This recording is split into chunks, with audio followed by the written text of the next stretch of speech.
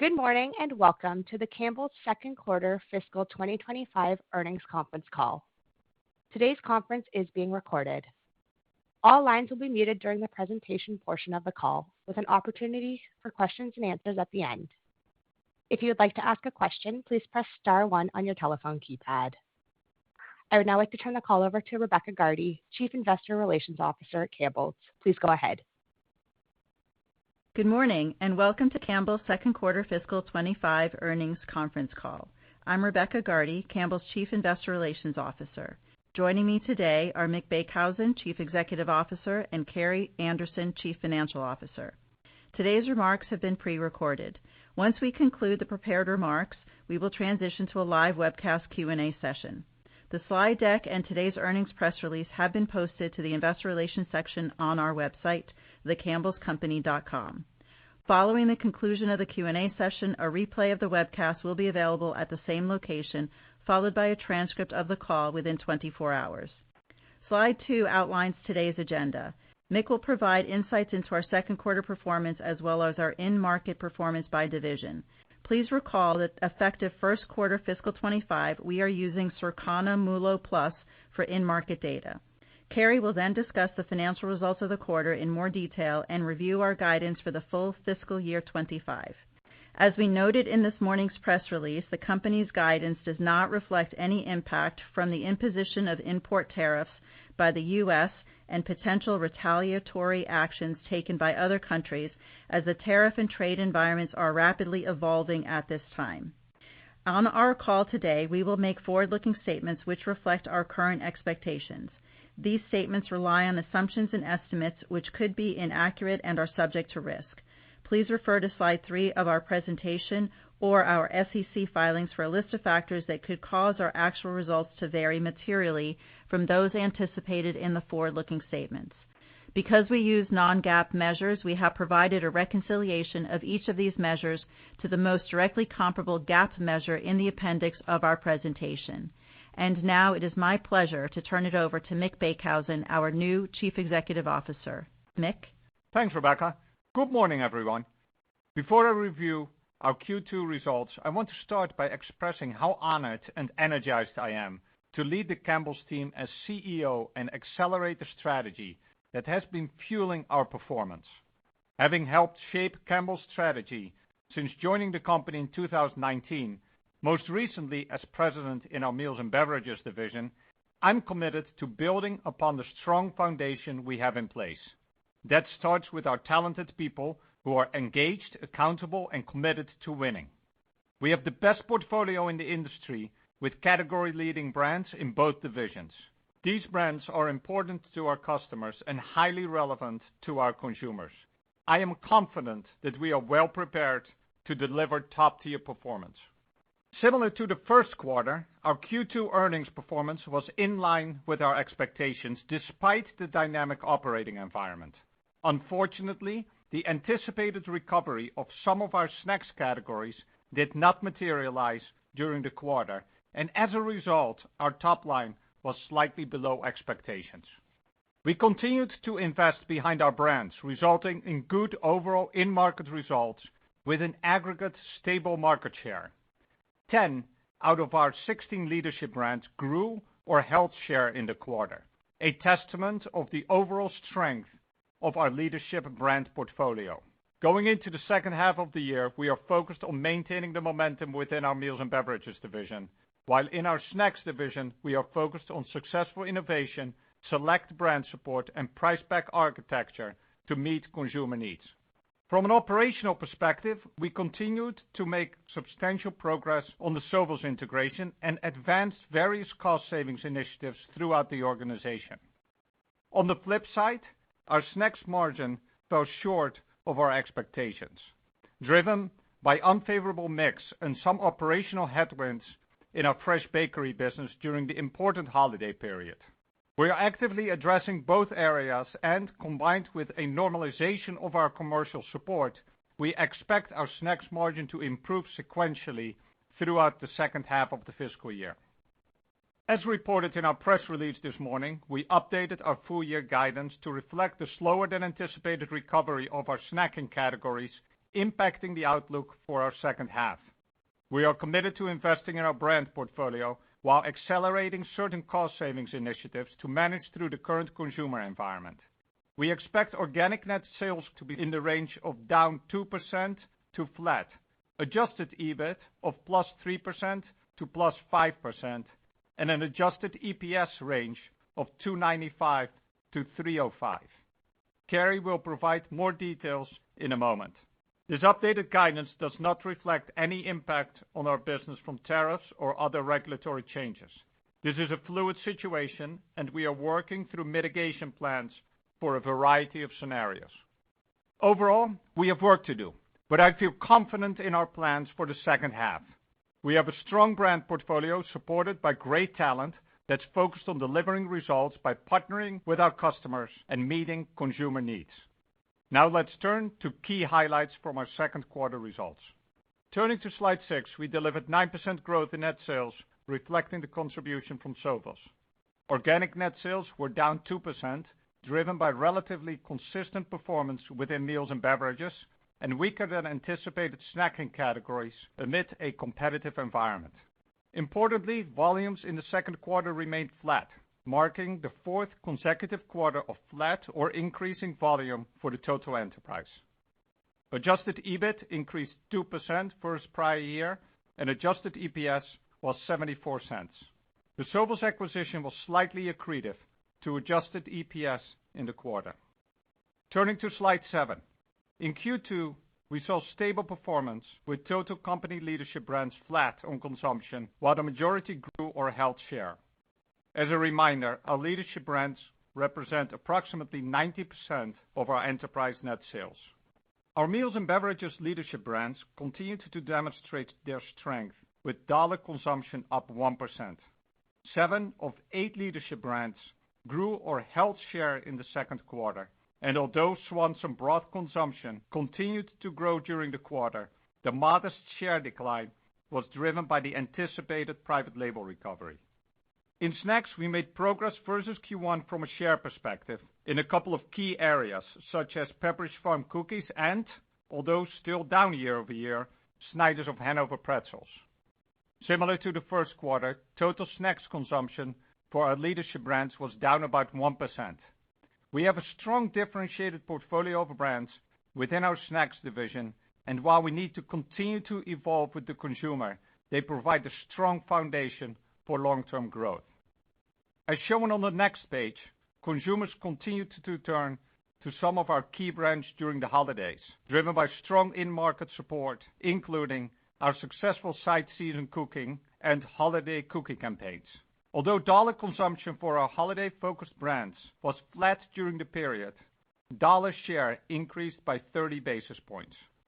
Specifically, our Campbell's condensed cooking products had a successful holiday season, growing both dollar and volume share as well as volume consumption. The broth category was a top 3 driver of food growth during the holiday period, and Swanson and Pacific Broth grew consumption with share declines driven by the anticipated private label recovery. As planned, we made significant investments in our snacks brands to drive loyalty and win this important period. While both the bakery and cookie categories were soft, Pepperidge Farm, one of our $3 billion brands, delivered strong holiday performance, outperforming categories via innovation and best-in-class execution across both cookies and stuffing. Turning to our meals and beverages division on slide 9, organic net sales declined 1% for the quarter, with continued volume and mix growth of 1%, which was consistent with the first quarter. On a pro forma basis, with the addition of Sovos brands, meals and beverages organic net sales were flat, with in-market dollar consumption increasing 1%. During the second quarter, we experienced a supplier disruption related to SpaghettiOs, which contributed a 1-point decline to organic net sales. Turning to slide 10, our soup portfolio continued to benefit from increased at-home cooking activity, leading to growth in both condensed cooking and broth. However, eating soup categories, both within condensed eating and ready-to-serve, were slightly weaker. That being said, we marked our 5th consecutive quarter of volume share growth in Campbell's total wet soup, including Rao's. Campbell's condensed segment maintained its positive trajectory, continuing to gain share driven by strong performance of our cooking portfolio used in meal prep, especially during the holiday season, and strong household penetration growth. We have a broad and strong RTS portfolio with Chunky, Pacific, and Rao's, all of which performed well in the quarter, gaining or holding share. This was offset by pressure in our RTS convenience portfolio and about a point of share headwind related to the delisting of our Well Yes brand. In broth, we benefited from continued category growth, particularly as private label has not yet fully recovered. We expect private label to continue to recover throughout the remainder of the year, resulting in slight share pressure in the second half. However, if category growth continues and private label recovery remains slow, we are well positioned to meet increasing consumer demand with the strength of our supply chain network. With the number 1 and number 2 category leaders, Campbell's total Italian sauce portfolio shown on slide 11 outpaced the category in Q2 with dollar consumption of plus 5% and a share gain of 1.4 points. With Prego and Rao's, we have two of the best positioned brands in Italian sauce, both of which are performing well against their roles in our portfolio. Starting with Prego, we saw steady growth both in dollars and volume consumption, and we grew dollar share by 20 basis points in the second quarter. Prego grew household penetration in the second quarter year over year with growth across all generational cohorts. Our ultra-distinctive Rao's sauce continued to outpace the Italian sauce category, resulting in 1.3 points of share gain in the quarter. The first quarter of fiscal 25 benefited from a shift in promotional timing, specifically in the club channel. On a first half basis, consumption increased by 11% and share was up 1.5 share points. This strong performance reinforces the strategic rationale for the acquisition and is a proof point of the successful integration of Sovos. Turning to slide 12, Rao's sauce delivered high single-digit net sales growth in the second quarter and low teens growth for the first half. We continue to expect pro forma year-over-year growth in fiscal 25 to be slightly above 10%. Over the long term, consistent with what we shared at Investor Day, we expect Rao's to grow in the mid-single to high single-digit range. Rao's brand equity remains exceptionally strong in terms of key metrics: awareness, household penetration, repeat, and loyalty. What's particularly exciting is the substantial runway for expansion. Despite leading the ultra-distinctive Italian sauce category in dollar share, Rao's currently reaches only half as many households as our Prego brand and maintains just 60% of Prego's product assortment. We're accelerating Rao's brand awareness initiatives and expanding our innovation pipeline, having launched 10 new sauce products in the last year.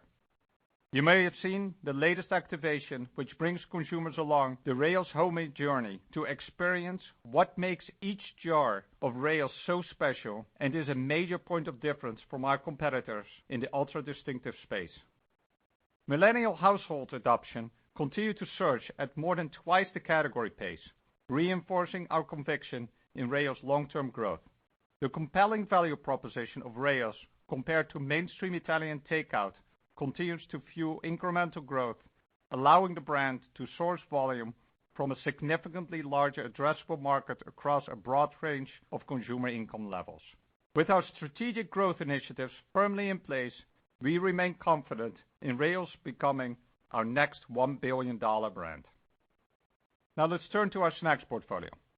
As previously mentioned, we delivered some encouraging in-market progress in key brands, particularly during the holidays. However, the anticipated category recovery did not materialize, resulting in organic net sales decline of 3%. About half of that came from our planned reduction in partner and contract brands. A key driver for overall performance was the 1% decline in consumption of our leadership brands, which was consistent with our performance in Q1. Although Carrie will go through the details in a moment, I would like to talk about our snacks margin for a minute. The margin for our snacks business was down 370 basis points year over year. About half was driven by a planned increase in commercial investment to support incremental promotional activity and marketing during the holiday season. The remainder was from short-term operational supply chain headwinds, particularly in our fresh bakery network, that resulted in increased manufacturing and logistics costs to maintain service levels during the holidays and unfavorable mix. We are proactively addressing our snacks margin and anticipate a recovery in Q3 with a gradual improvement throughout the second half of the fiscal year. In fact, we are starting to lap more normalized promotional and marketing activity, and we are already seeing improvements from a supply chain perspective. Our Pepperidge Farm bakery business continued its in-market momentum from previous quarters as we maintained our overall share position. Additionally, we made sequential share progress on our Pepperidge Farm cookies business, driven by the holiday activation. Within the deli aisle, Snack Factory held share despite category headwinds. We continue to be excited about Snack Factory expanding into the snack aisle with Pop-'ems and Bites, our unique Munchable and Big Flavor innovations that will now sit alongside Snyder's of Hanover distinct platforms. In salty snacks, our brands hold leading positions in attractive segments that are growing much faster than the total chips categories. Although new entrants and stepped-up promotions are putting pressure on shares, we have plans in place to continue to strengthen our position. In crackers, Lance continue to expand share and grow consumption. Within Goldfish, we experienced weaker category performance and increased competitive promotional activity. Going into the second half of this fiscal year, we have integrated plans in place to support our Goldfish brand, with a focus on innovation, marketing support, and price pack architecture initiatives. Our snacking categories are attractive and resilient, and we are well positioned with an advantaged portfolio of relevant leadership brands. We have confidence in the action plans we have in place to improve our in-market performance and build momentum in the second half of the year, starting with a robust innovation pipeline to deliver against consumer macro trends, including better-for-you choices with products like Kettle Brand chips made with avocado oil. We're driving innovation and differentiation with new Goldfish LTOs, such as Harry Potter Butterbeer Grams and other differentiated flavors.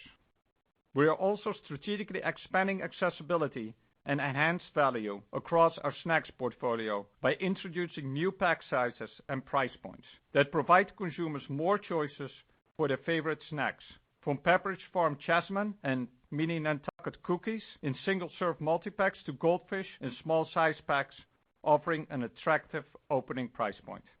Overall, I'm excited about the opportunities within our snacks portfolio. Before I turn it over to Carrie, I want to highlight our core focus areas as we move into the second half of fiscal 25. We plan to continue to invest to support the long-term growth of our 16 leadership brands through highly relevant, compelling innovation and marketing to drive excitement, awareness, and volume. In our snacks division, we continue to stay focused on navigating consumer and competitive category dynamics.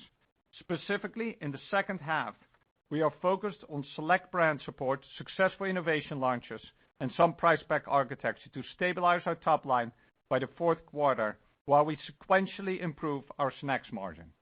In meals and beverages, we're focused on maintaining the at-home cooking momentum throughout our portfolio, which includes managing our broth business as we expect private label supply to continue to recover. Additionally, we are focused on sustaining Rao's growth by driving brand awareness and innovation while we complete the integration. Across the company, we are intensifying our efforts to improve efficiency and effectiveness to support top-line growth and maintain a healthy margin profile. As mentioned, addressing margin performance in our snacks division is a top priority.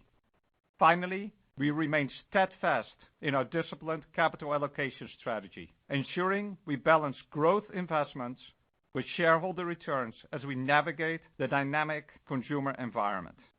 With that, let me turn it over to Carrie to go over the Q2 results and our updated guidance in more detail. Thanks, Mick, and good morning, everyone.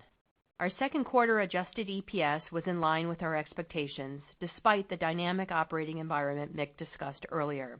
And while the anticipated recovery of snacks categories did not materialize to the extent we expected, and this translated into a softer top line with some added pressure on adjusted gross margin, our adjusted EBIT was in line with our expectations as well.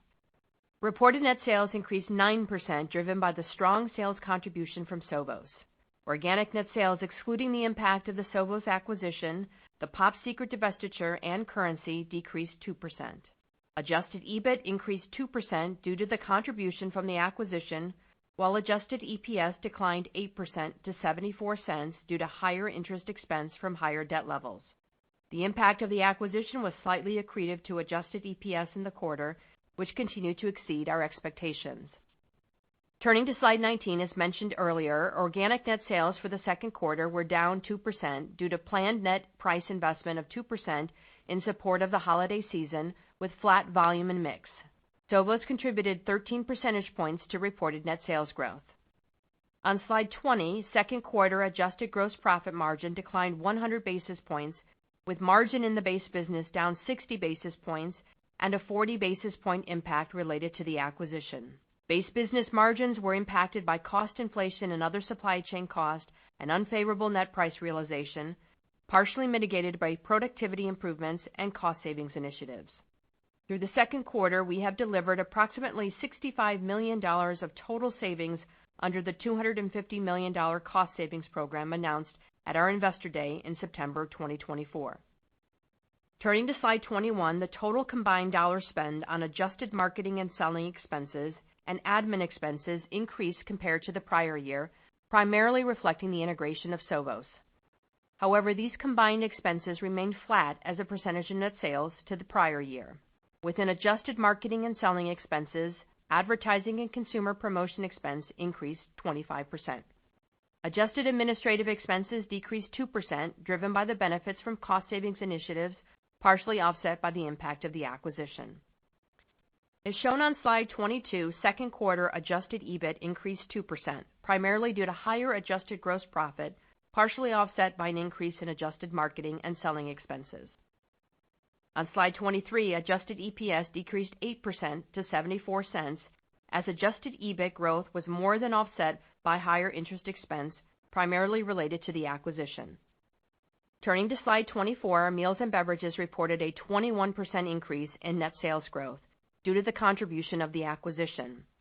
Organic net sales declined 1% compared to prior year, with a planned 2% investment in net realized price to support incremental promotional activity during the important holiday period, soup season, and innovation launches, and favorable volume and mix of 1%. Second quarter operating earnings in the division increased 18%, primarily due to the benefits of the acquisition, partially offset by higher marketing and selling expenses in the base business. Q2 operating margin for Meals and Beverages decreased 60 basis points to 17.3%, driven primarily by the impact of the acquisition. Excluding the acquisition, operating margin in the base business was essentially flat year over year, as increased marketing investment was largely offset by higher adjusted gross profit margin and lower adjusted administrative and R&D expenses. Second quarter organic net sales in snacks decreased 3%, driven primarily by declines in third-party partner and contract brands, Goldfish crackers, and Snyder's of Hanover pretzels.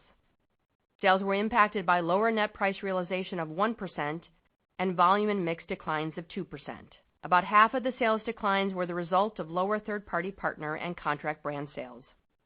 Snacks operating earnings in the quarter declined 29% due to higher marketing and selling investments and lower gross profit as the impact of inflation and other supply chain cost, unfavorable volume and mix, and lower net price realization were only partially offset by supply chain productivity and benefits from cost savings initiatives. Q2 operating margin for snacks decreased 370 basis points to 11.3%.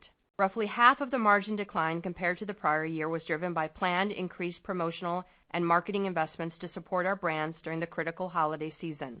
The other half resulted from increased supply chain cost, which Mick mentioned earlier, primarily in our fresh bakery network, as well as unfavorable mix. Although we continue to advance our cost savings and productivity initiatives, these were not sufficient to offset these headwinds. We do anticipate snacks margins to improve sequentially throughout Q3 and Q4 as compared to Q2.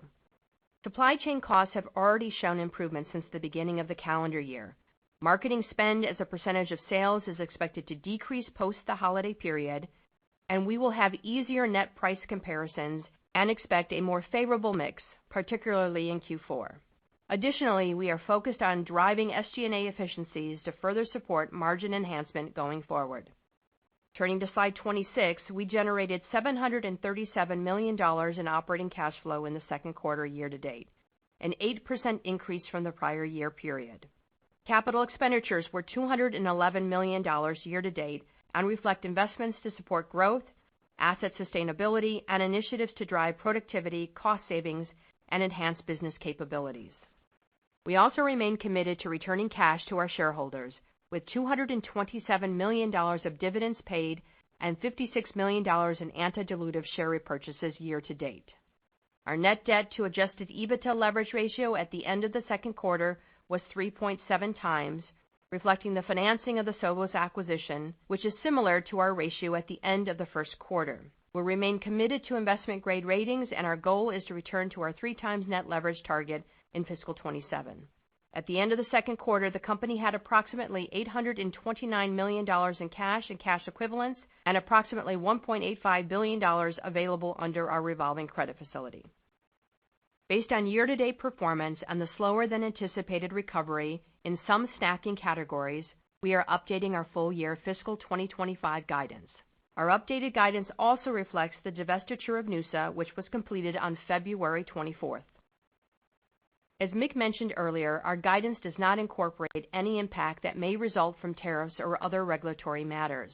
We are now expecting full-year reported net sales to increase approximately 6% to 8%, which includes a 1-point impact from the noosa divestiture.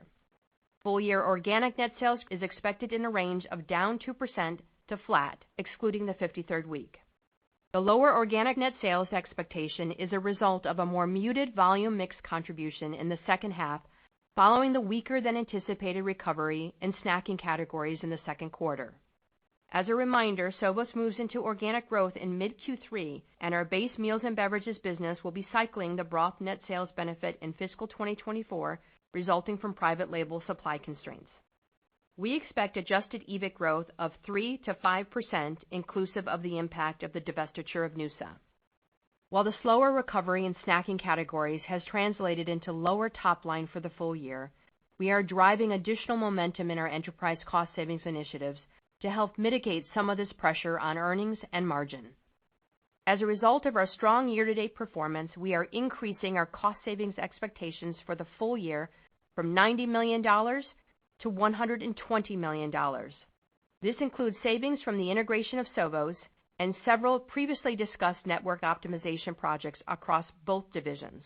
Combined, our cost savings program and our planned 3% productivity initiatives are expected to more than offset inflation, which we anticipate to remain in the low single-digit range. Additionally, we expect adjusted marketing and selling expense for the full year and second half to be at the lower end of our targeted range of 9 to 10% of net sales.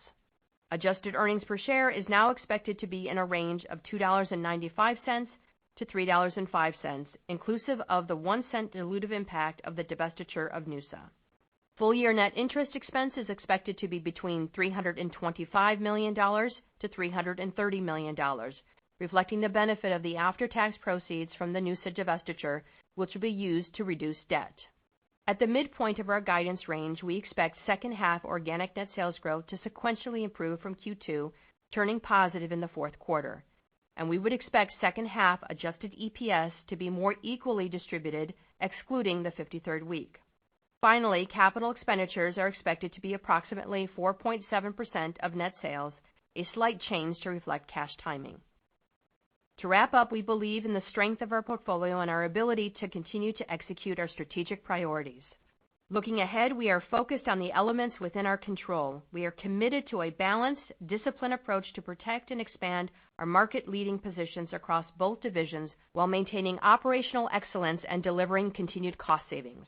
We have a flexible balance sheet, strong cash flow generation, and financial discipline. We have proven our resiliency to navigate challenging environments, and I'm confident in our team's ability to deliver our second-half plans while executing our roadmap for long-term sustainable value creation. Before turning it over to the operator, I'll close by thanking the entire Campbell's team for their hard work and contributions, particularly as we maneuver through this dynamic environment. That concludes our prepared remarks, and with that, operator, let's begin the Q&A. As a reminder, to ask a question, please press star followed by the number 1 on your telephone keypad. To withdraw any questions, press star 1 again. Our first question comes from Andrew Lazar from Barclays. Please go ahead. Your line is open. Great. Thanks so much. Appreciate it.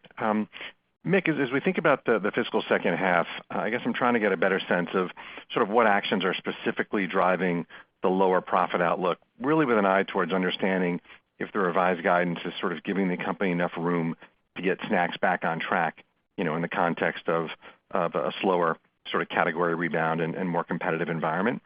And maybe as a second piece to this, last quarter, Campbell expected net price to be less than 100 basis point headwind to organic sales. And I'm just wondering if that's changed with the new guidance. Thanks so much. Great. Morning, Andrew. So let me take the first part, and then Carrie, if you can, follow up on the second piece. And maybe what I'll do, Andrew, is let me step back for a minute and give you a little bit of context about the revised guidance and the different pieces, which I think addresses what you're getting at. If you look at the Q1 call, we said that it's going to be important to see how the second quarter and the holiday season come together. And that's going to be a good indicator for us for the outlook for the second half of the year. Of course, first of all, when I look at meals and beverages and across the board, the business is performing in line with our original expectations. And if anything, I'm actually encouraged by some of the momentum that we have there in the business. Now, with regard to our snacks business, obviously a believer in our business. However, unfortunately, the broader snacking categories didn't improve as we had originally anticipated. And particularly that pertains to key categories such as cookies and crackers. They were softer. So as a result, we revised our outlook for the full year to reflect that broader operating environment. Now, that being said, at the same time, while we're making progress on cost savings productivity initiatives, you did see that our snacks margin for the quarter was lower than what we had anticipated.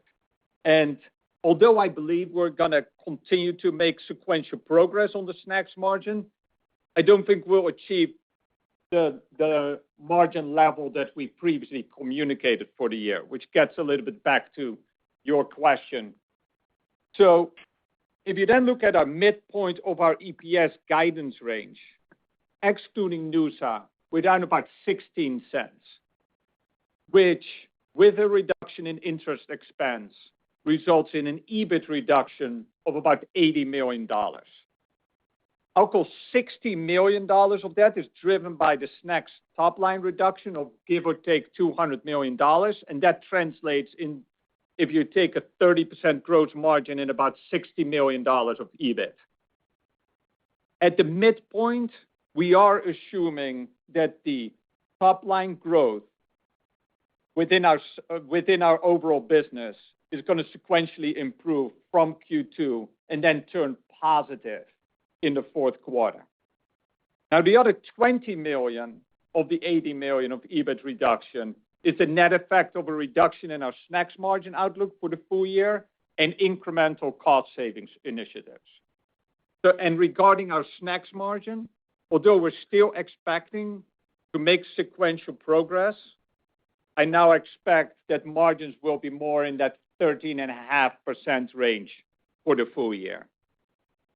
So stepping back and you look at the range of our EPS, at the mid-level, I described that we would have that sequential recovery on the organic sales. And if you look at the high end of the range, I basically expect that snacks would more quickly recover. On the lower end of the range, expecting basically that we have no top line recovery on our snacks business throughout the remainder of the year while we continue to focus on cost saving initiatives to support our brands. So in that mid-range, if you look at particularly our snacks business, we expect that stabilization on top line by the fourth quarter. And then regarding your question on price, I'd say, certainly in Q1, we had about 100 basis points of net price investment. In Q2, we talked about stepping that up to about 200 basis points. And so as I think about the second half, we're going to start to lap some of that increased promotion investment from the prior year. So we would expect promotion to be less of a headwind in the second half, but still a headwind. And I think our guidance that Mick just walked through sufficiently provides room for the right amount of promotion investment to support the second half and our recovery. And look, we'll be, when and where we'll always be, we'll maintain competitive pricing gaps and support our innovation launches, and our guidance certainly would support that. Great. Thanks so much. Our next question comes from Jim Salera from Stephens. Please go ahead. Your line is open. Guys, good morning. Thanks for taking our questions. Mick, I actually wanted to follow up on some of your commentary there.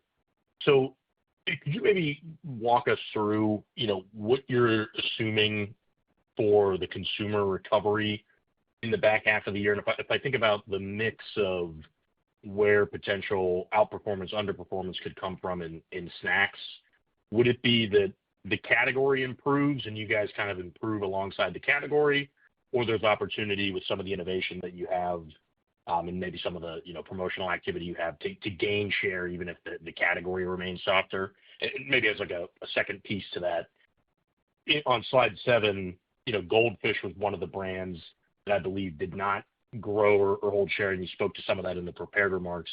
But just thinking about some of the innovation there, and I know you guys had some flavor extensions on crisps, and you mentioned the Harry Potter LTOs. Just how should we think about that particularly contributing to either share gains or holding or losing share in the context of the broader category recovery? Yeah. Okay, great. Thank you for the question. I think it's a good question, and let me try to take it in different pieces. So first of all, with regard to our snacks business, as I mentioned, we are expecting from a top-line perspective that Q3 will continue to be an environment which I expect to look relatively similar to what we are seeing in Q2. Then if you go into Q4, we're assuming the stabilization from a top-line perspective. Now, if I take the overall second half, and with what we are on the one end, we're obviously focused on what the categories are doing. But on the other hand, we're obviously also very focused on what we are doing, which comes back a little bit to what you're describing with a brand or a core brand for us like Goldfish. And this does go across a broader portfolio, right? We have 8 amazing leadership brands within our snacks portfolio, and we need to make sure that we work on every single one of them within these different categories. That being said, there are certain ones, like as you pointed out, like Goldfish, where we are particularly focused in making sure that we're making progress. Goldfish, and you see it in some of the scanner data, and you also heard me talk about it in the context here, is not where we currently want it to be. We're focused on bringing growth back to Goldfish.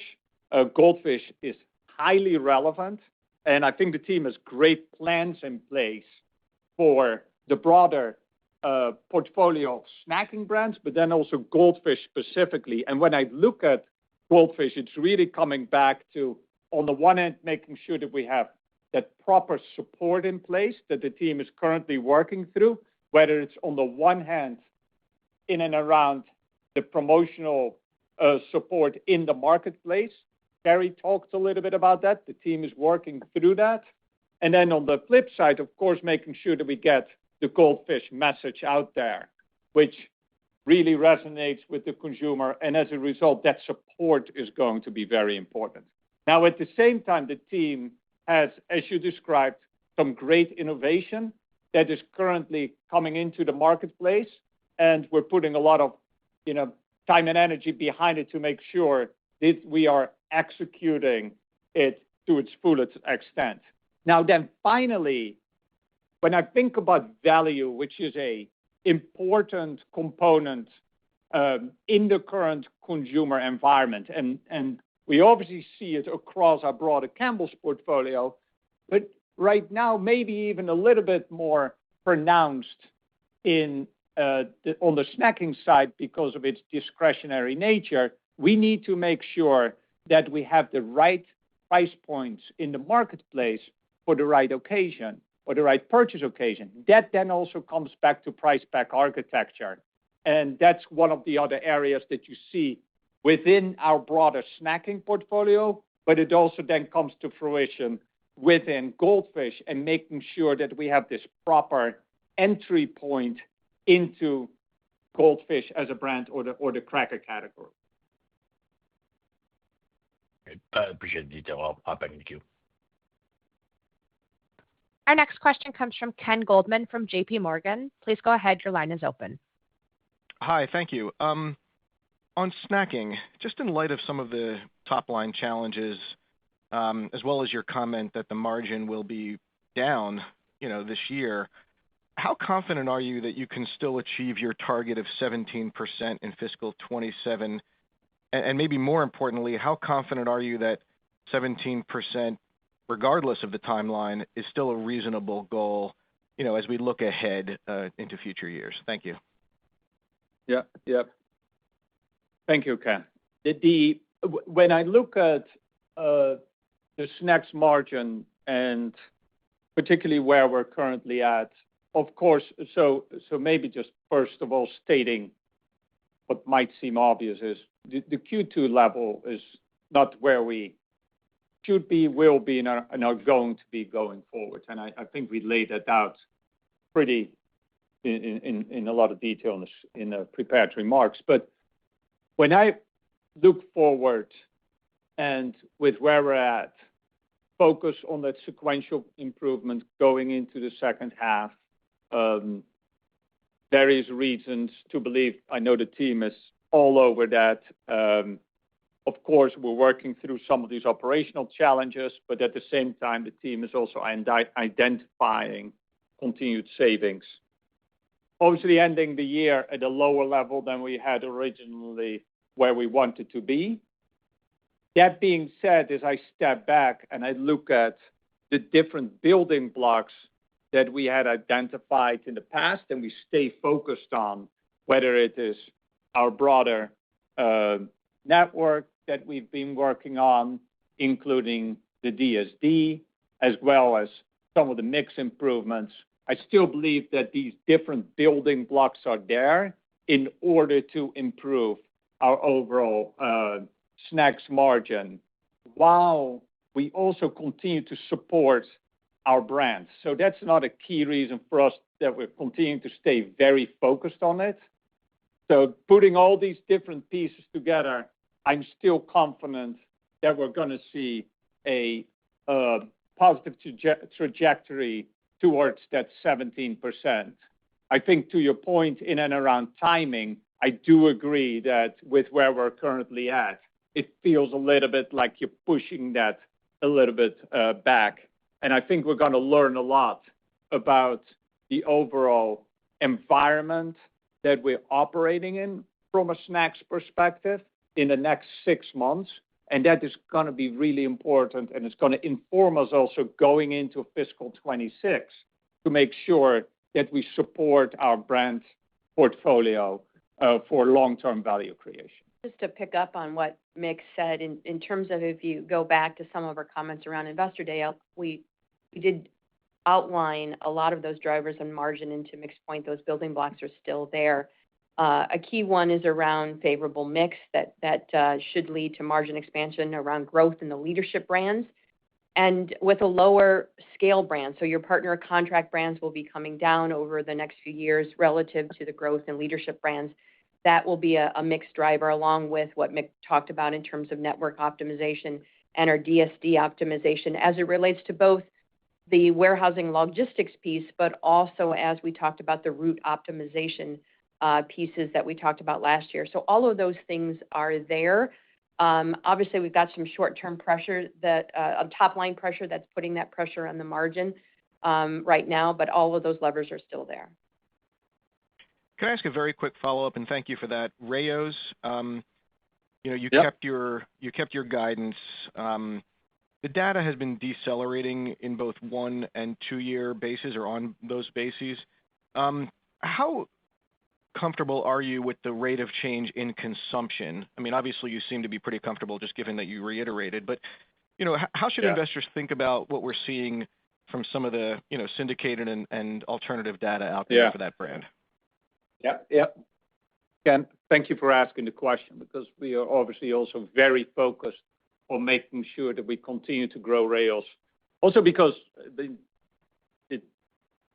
I'm a very big believer in the brand, and you do see it in the broader results. However, to your point, a little bit of that deceleration looks like between in Q2 versus Q1. Now, when you peel that onion a little bit further back, what you're going to find is that there's actually certain particular club activity that shifted between the 2 quarters. And as a result, going into the second half, we feel pretty good, where all the different pieces come together in order to expect that that's slightly above, call it 10%, is what we are working towards for the full year. Thank you. Our next question comes from Peter Galbo from Bank of America. Please go ahead. Your line is open. Hey, good morning, Mick and Carrie. Thanks for the question.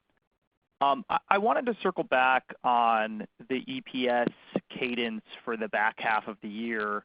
I believe, Carrie, in your remarks, you mentioned that EPS delivery would be relatively even between 3Q and 4Q if we kind of ignore the 53rd week. And I just, very quickly going back through the history, that's just never been the case. 4Q has always been a much lower EPS delivery quarter relative to 3Q, maybe outside of 1 year over the past 20, but historically it's been much, much lower seasonally. So just what gives you the confidence in delivering kind of on that, even delivery in the back half of the year, given seasonality, given what we've seen historically? I think that's going to be just a big question from investors, as they kind of contemplate the updated guidance. Yeah, I think as you think about the third quarter, a couple things to think in mind is that, as Mick talked about, for snacks top line, we wouldn't expect to see that stabilization until the fourth quarter. So you're still going to see some pressure there in the third quarter on the snacking margin as we move through the year. So I think my comment on that equal split, excluding that 53rd week, is reflecting the fact that you'll still have some pressure there on the snacking side in the P&L. And you also have, I think, the fact that in the fourth quarter, I think you're right, Peter, in terms of acknowledging that maybe not be the seasonal trend, but you've also got the benefit of lapping some higher promotional investment from last year that will help, obviously, the top line, but it'll also help the bottom line as well. So it's those 2 pieces that I would say are a big piece of how we think about the phasing for the third and the fourth quarter. Got it. Thanks, Carrie, for that. That's helpful. And Mick, just if I could, I think your tone has, or the company's tone has changed a bit in your prepared remarks as it relates to broth. It seemed like there was maybe a better delivery in the quarter, maybe even than you expected, and potentially that there's been a slight change in how you're viewing the back half as you think about private label coming back online. Not that that's not contemplated, but that at least maybe things are holding up a touch better. So just wanted to understand, anticipating the broth headwinds, kind of whether your expectations have changed at all in the back half from, maybe more negative to maybe slightly less negative versus your initial expectations. Thanks very much. Yeah. Good observation, and you're right. If I look back at about, call it, even last quarter, around the overall broth trajectory, I think it's probably twofold. So I think on the one end, I think the category is holding up really well, and it comes back to what I described in my prepared remarks as well, in and around meals and beverages, we're definitely seeing that trend of continued cooking at home, supporting a variety of the categories and a variety of the brands within our meals and beverage portfolio, and broth with both Swanson as well as Pacific being one of those. So categories doing well. We got two great brands that continue to do well in the marketplace, and at the same time, private label is recovering, however, a little bit slower than anticipated. Now, if I look at the back end, specifically to your question, yes, I still expect that to be a little bit of a headwind, however, a little bit less than what was previously anticipated. If either the category performs better than what we expect or private label is recovering slower, we will obviously try to do whatever we can with our supply chain, they've done a phenomenal job in order to make sure that we can provide supply. We will continue to work with our customers to make sure that our product is on the shelf. Yeah, and I mentioned that in my prepared remarks that, a reminder that Sovos moves into our organic growth mid Q3, but we will still have the broth year-over-year headwinds as we lap the benefit that we had last year in the second half. But to Mick's point, lower than what we initially expected. And again, another shout out to our supply chain team that is really over delivering as it relates to our satisfying that broth demand. Thank you. Our next question comes from Robert Moskow from TD Cowen. Please go ahead. Your line is open. Hi. Thanks for the question. You mentioned on the call that competitive intensity in crackers is heightened now. And, for the past 3 quarters or so, I think we've been dealing with competitive intensity being higher in salty snacks. So, Mick, do you view both of these as similar phenomenons? I can see it in the data. There's been price investments in crackers.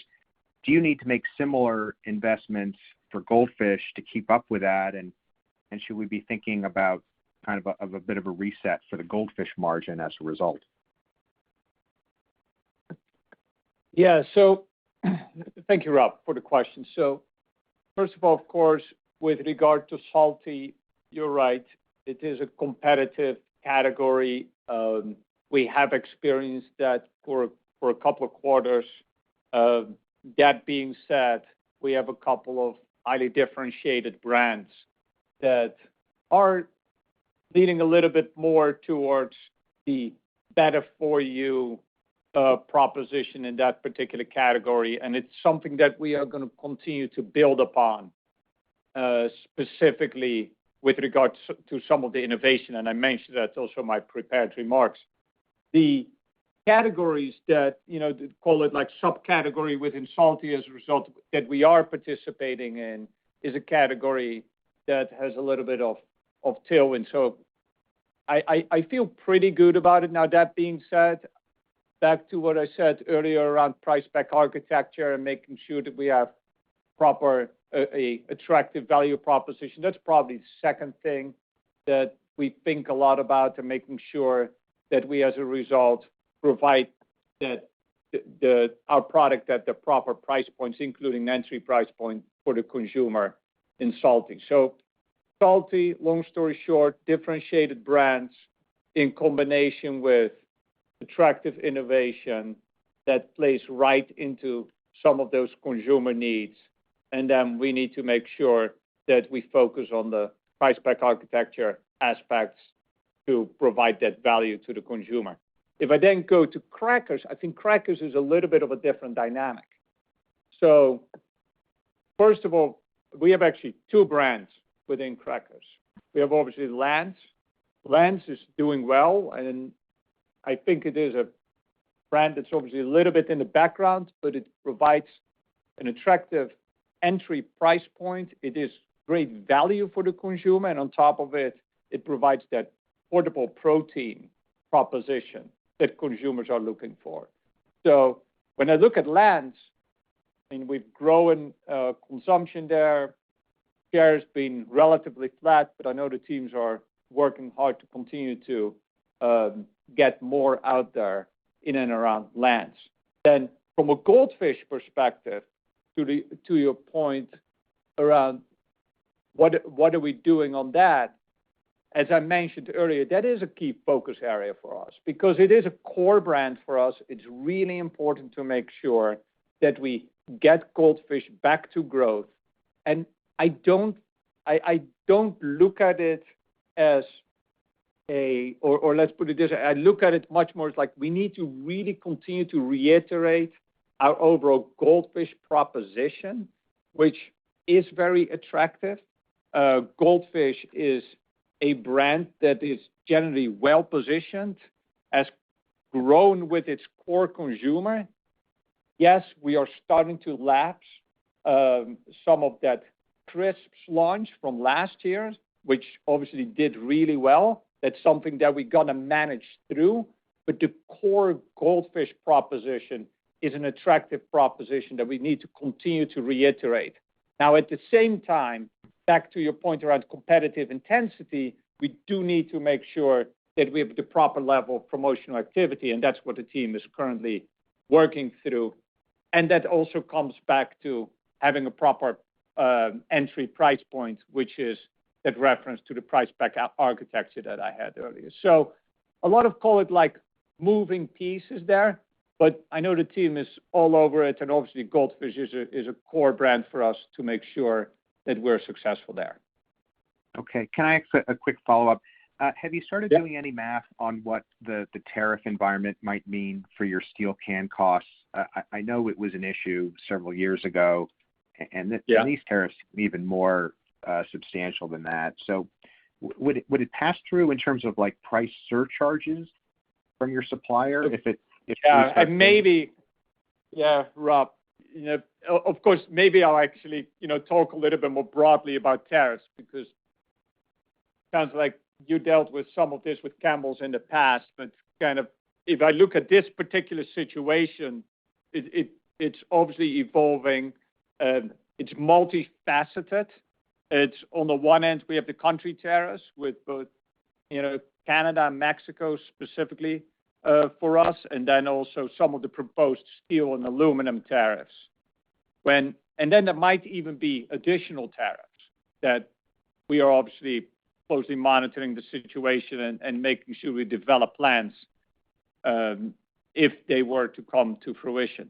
Now, with regard to the mention of the fluid situation, as you might have heard yesterday, the Commerce Secretary actually hinted yesterday is that some of the country tariffs might actually be adjusted today. So again, we'll see what it all means. We don't know all the specifics yet, but if it gets implemented as is currently announced, we are importing from Canada both tin plate steel, which is used in our cans, as well as canola oil used for our chips. On the flip side, with some of the reference to the retaliatory tariffs, those mainly relate to Canadian exports. So we are producing our soup in the United States and we're importing it into Canada. And that would obviously have an impact on that business.